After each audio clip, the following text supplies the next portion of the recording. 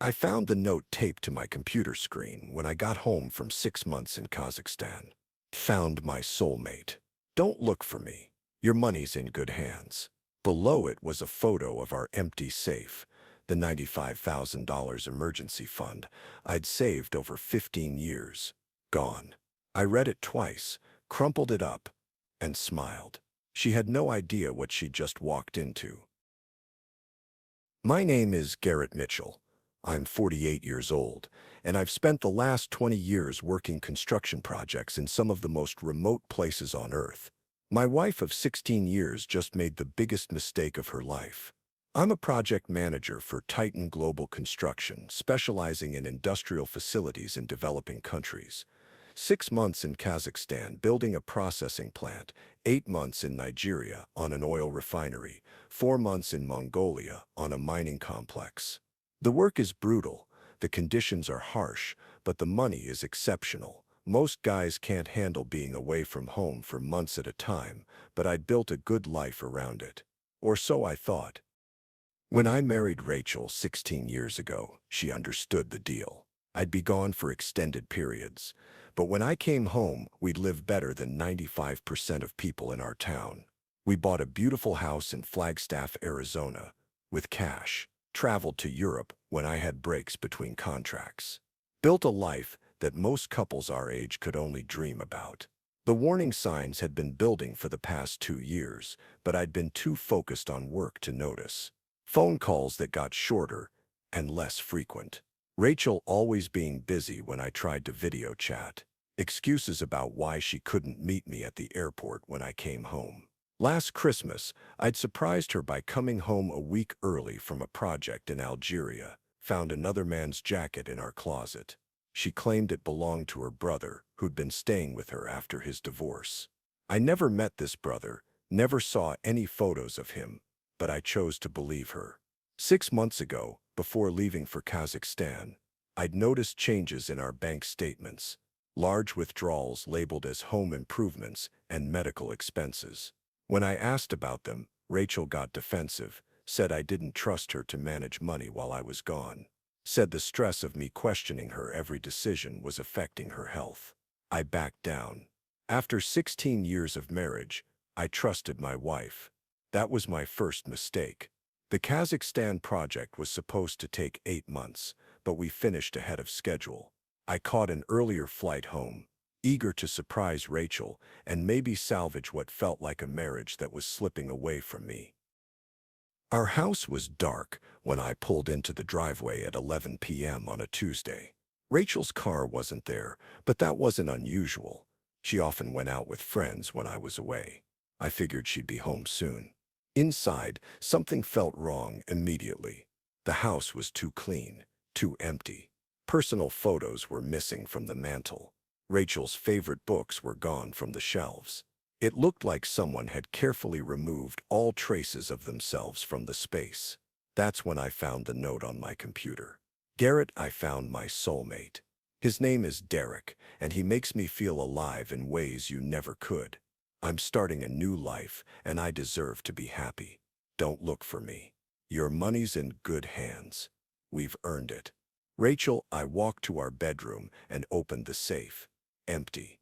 Not just the cash in the emergency bonds, the gold coins, even the vintage watches I'd collected over the years.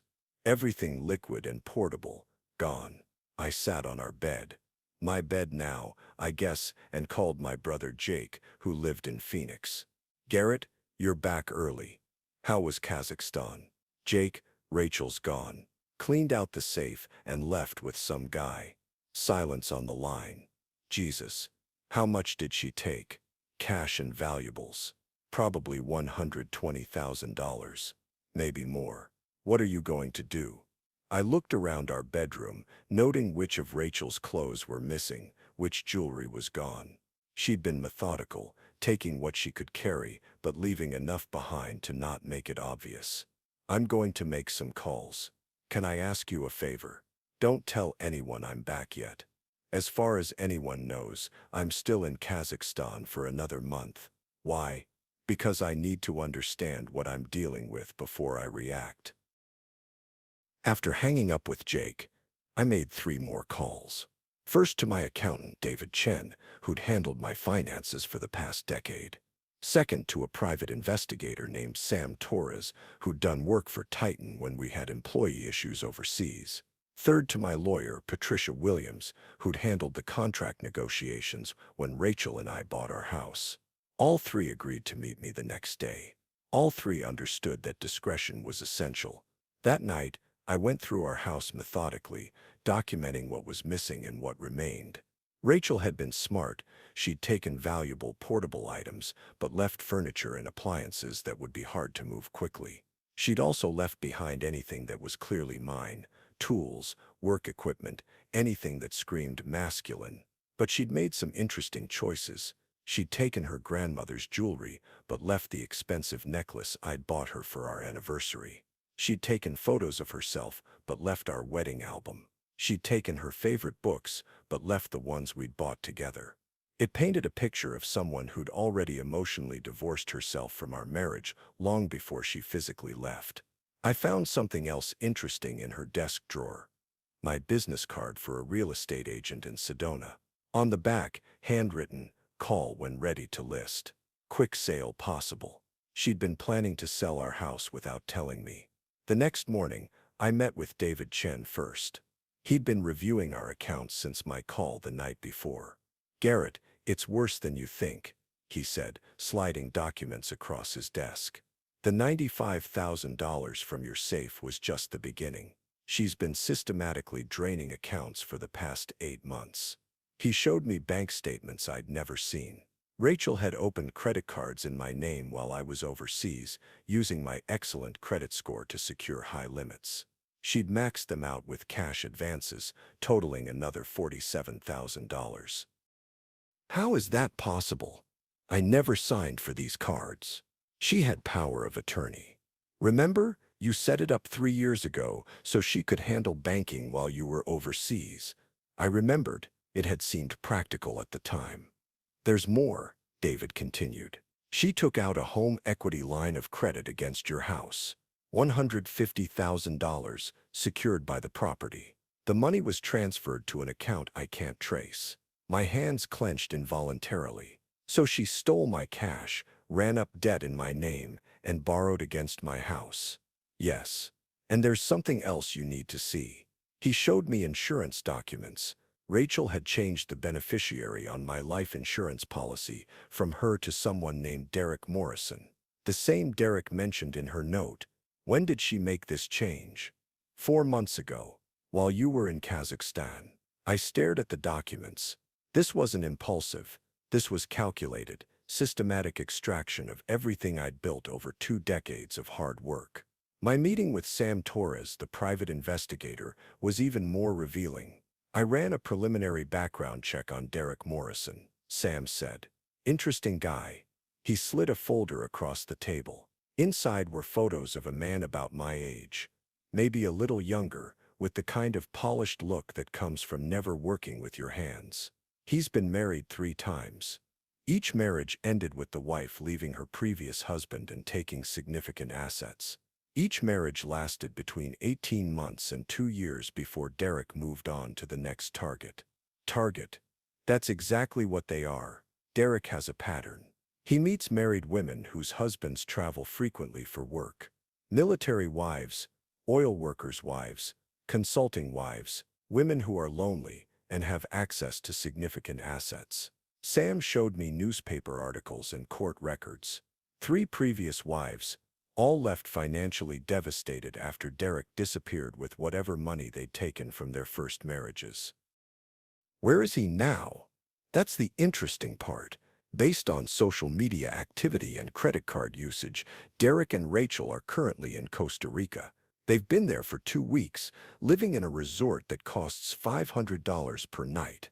Living it up with my money. Gets better. They've been posting photos constantly. Romantic dinners, beach walks, talking about their new life together. Very public, very documented.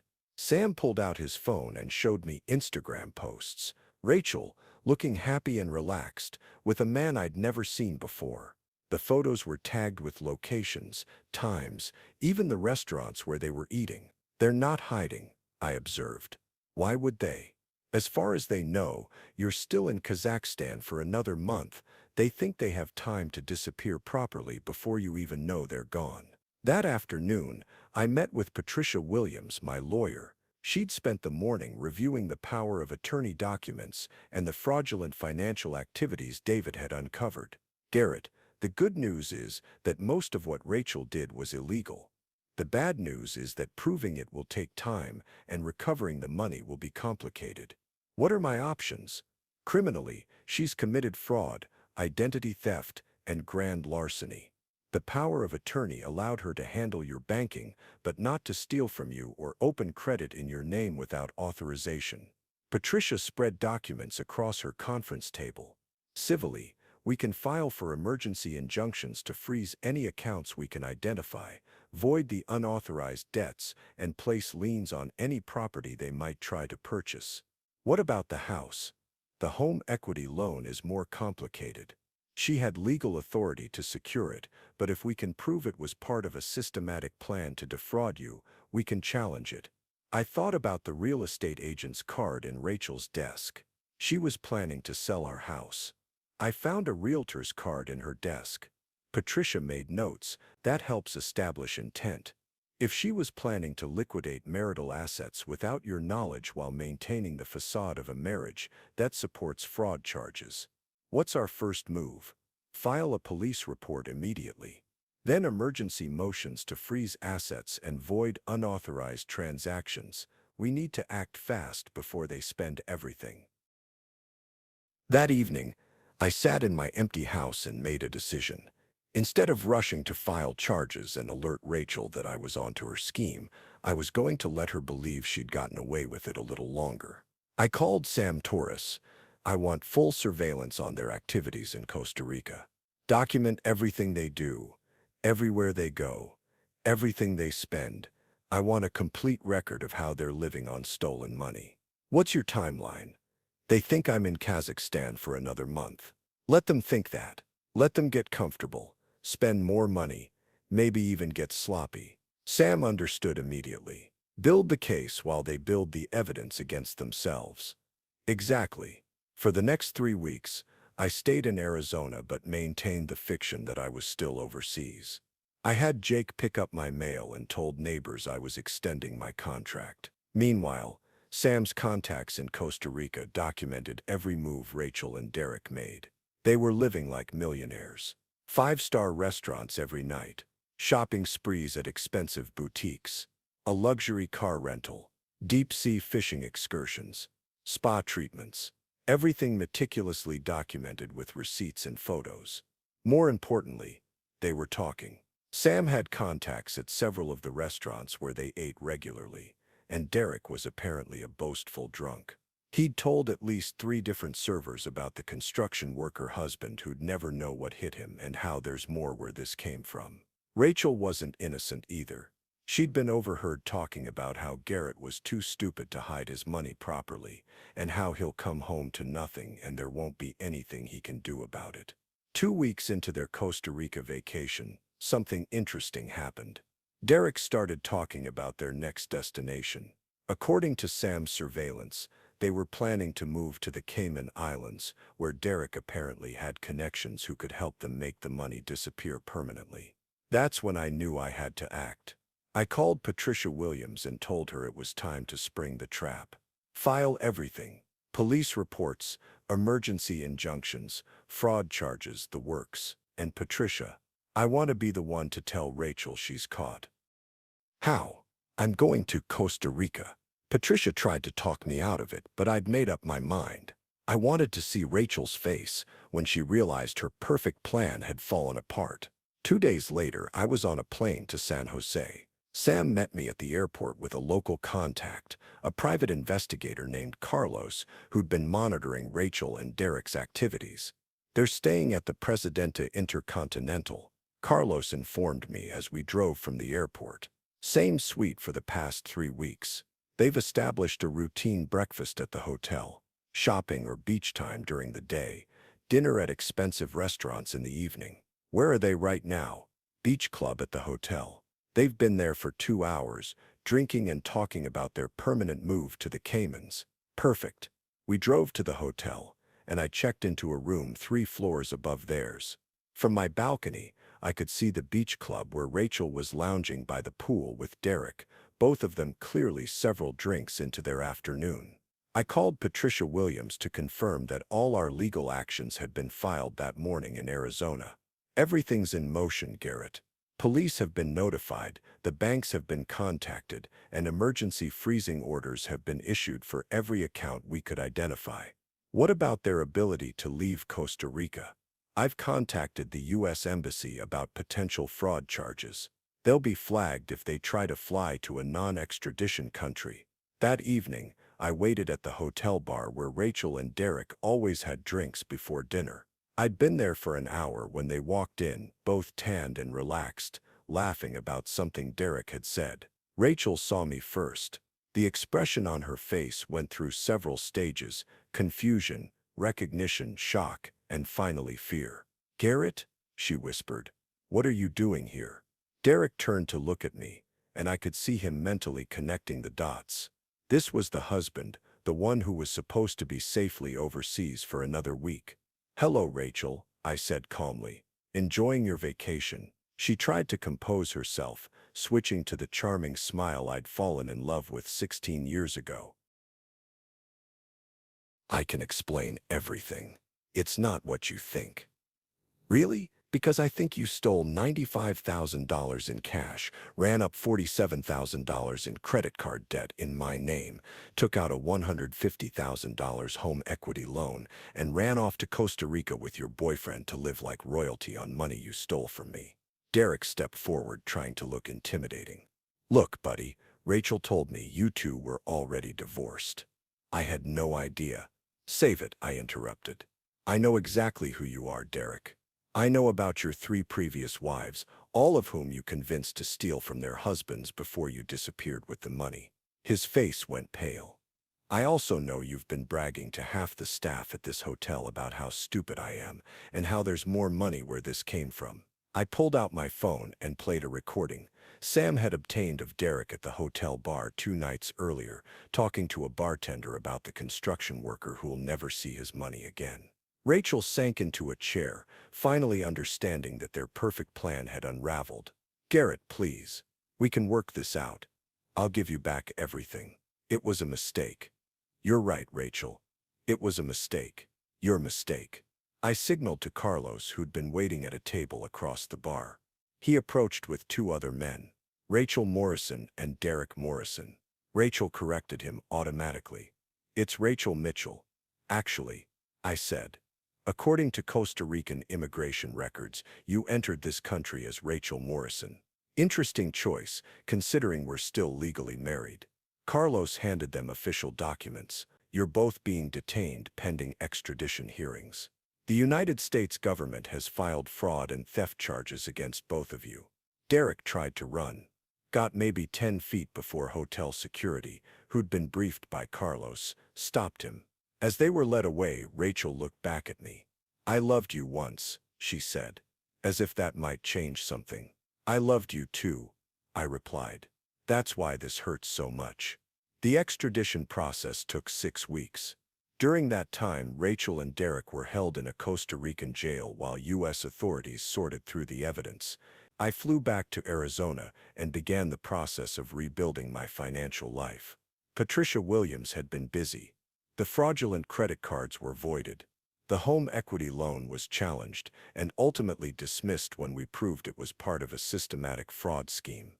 Most importantly, we were able to trace and freeze the account where Rachel had transferred the stolen money. Derek, faced with overwhelming evidence and the prospect of facing charges in multiple states for his previous cons, agreed to cooperate in exchange for a reduced sentence. He provided details about how he'd manipulated Rachel, how they'd planned the theft, and where they'd hidden money from his previous scams. Rachel, abandoned by her soulmate and facing serious federal charges, had no choice but to accept a plea deal. She pled guilty to fraud, identity theft, and grand larceny. 3 years in federal prison, 5 years probation, and full restitution. The money was recovered, most of it. They'd spent about $30,000 during their month in Costa Rica, but the rest was returned to me, along with assets Derek had hidden from his previous cons. 6 months after finding that note on my computer, I was sitting on the deck of a cabin I'd bought in Colorado, looking out at mountains that stretched to the horizon. I'd taken early retirement from Titan, using my savings to buy this place and start a small consulting business helping other construction companies manage international projects. My phone rang. It was Jake. "How are you doing, brother?" "Better than I expected," I replied honestly. "Quieter. More peaceful. Any regrets about how you handled it?" I thought about that question. No. Rachel made her choice. She decided our marriage was worth less than a thrill with a professional con man. I just made sure there were consequences for that choice. What if she'd asked for a divorce instead of stealing from you? Then we'd have split our assets fairly and gone our separate ways. She chose theft and deception instead. That's on her, not me. A month later, I received a letter from Rachel. She was writing from federal prison, asking for forgiveness, claiming Derek had manipulated her into the whole scheme. I read it once and threw it away. Some bridges, once burned, can't be rebuilt. Today I live quietly in the mountains, consulting on projects that interest me, traveling when I want to, answering to no one but myself. The money Rachel stole has been recovered, and then some Michael Derek's cooperation led to the recovery of assets from his previous cons, and I received a substantial reward from those cases. Sometimes people ask if I'm bitter about what happened. I'm not. Rachel showed me exactly who she was when she thought I'd never find out. The betrayal hurt, but the truth set me free from a marriage that was built on lies I'd been too trusting to see. The 16 years we spent together weren't a complete waste. They taught me valuable lessons about trust, about reading people, about protecting what you've worked to build. But the life I have now, the peace I've found in these mountains, is worth more than any marriage built on deception. Rachel thought she was taking everything from me when she cleaned out that safe.